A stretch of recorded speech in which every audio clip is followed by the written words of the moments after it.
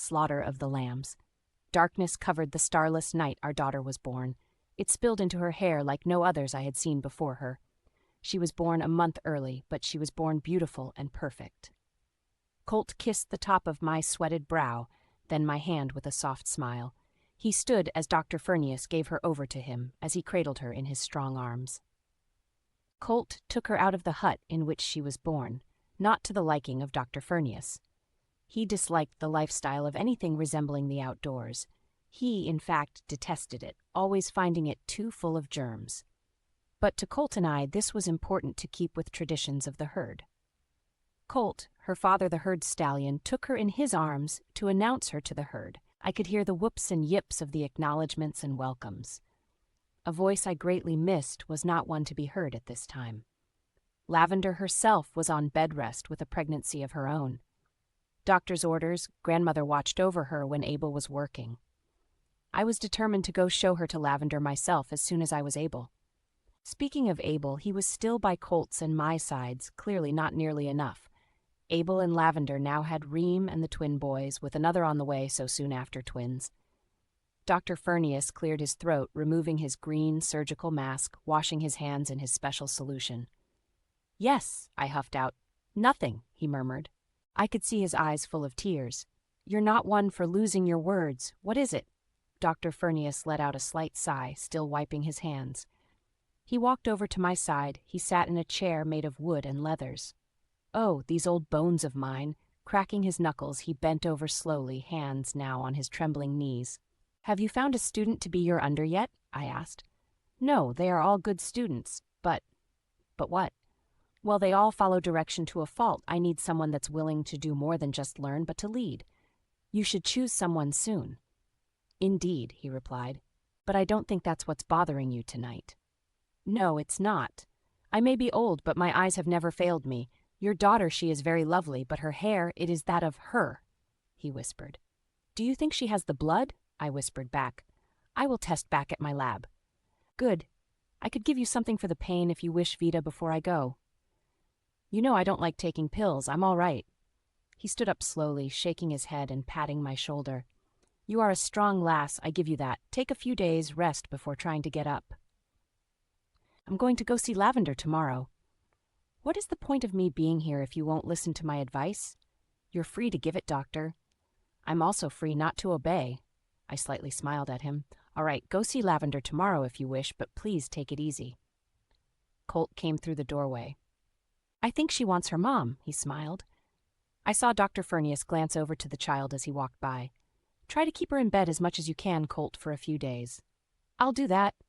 Colt smiled, handing our daughter to me, wrapped up in a light brown rabbit fur. As the doctor left, a little one ran in through the door.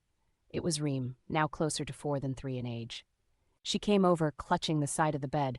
"Auntie Vib, B," she squealed as Colt bent down to her level, putting his finger to his lips. "Baby's sleeping."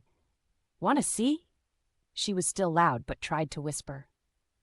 I brought our new daughter close to her to see better. She reached out and patted the blanket. "Shh, baby sleeping," she repeated. "What's his name?" "Her name," Colt corrected her. Colt looked to me. "Do you have a name in mind?" "I was thinking Leandra." "That's rather a pretty name for such a pretty filly as her, so it shall be. How did you come up with it? I have never heard of this name before." "It just came to me one day and I thought it was a good name." "So it is. Okay, Reem, let's go to grandmother." "No!" "Shh," Colt reminded. "Want to say night-night to baby." She kissed the baby on the head. "Night-night, baby Lee, rah," I looked to Colt. "You know, I kind of like that better." Colt, smiling slightly, shook his head, picking up Reem. "All right, Mischief, let's get going," she giggled as she hugged his neck. "I'll be back in a bit. If you need for anything, call for me. Abel is standing guard outside." "You should send him home to Lavender," I whispered. "Not on this night. Get some rest, my love. Sleep well, Lyra, my daughter." And with that, he left. I saw up looking at her. Lyra had hair at least an inch long, cradling her. I heard Abel's voice. "May I come in?" "Abel, you don't have to ask." He came in leaning over to fit himself in the doorway, slightly blushing, rubbing the back of his neck, then scratching at his ear. "I just want to be sure you were decent and all. I tried to tell Colt to let you go to Lavender." I know, but it's all right. I understand it is my duty to keep you safe after all. I'm the best of the 8 he has posted to you. The baby, she seems to be a good sleeper already. He came a little closer. 8 guards, what is he so worried about? Did you get a good look at her? Abel shook his head at first. He seems bothered, but I do not know why this extra protection was called for. I was able to look with the others, she's a real pretty one. We've decided on Lyra. Actually, Riem helped quite a bit in naming her. I hope she wasn't bothering you. I'll have to grease grandmother so she can keep up with her better. It's all right, she's a real joy, never trouble. Now do you have something to tell me? I received a message from your brother. We are to have visitors in a few days. I was about to ask who when Colt walked in. Everything all right? Yes, my stallion. Abel bowed his head slightly. Colt seemed to be glaring at him. Then get to your post. Of course, my stallion. He walked by Colt without another word. Colt, what's going on? Why are 8 posted outside our door? Trust me, Snowfeather. All is well. Nothing to be worried about. Just extra precaution tonight. That's all. I'm too tired to argue. I yawned. Here, I'll hold Lyra while you sleep. I handed her to her father as he sat down with her in the chair. Silently, he looked down to her as my heavy eyes began to close. Shh, lil one. Let Mom sleep. I was already half asleep, but I thought I heard, I won't let her take you. I fell into a heavy sleep. The next morning came. The warm spring was coming. You could just feel it in the breeze.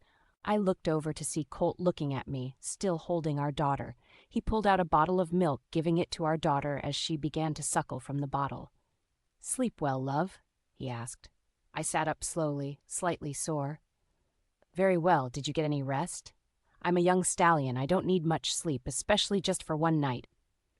Well, you better get some sleep while you can. You do remember how much babies cry, right?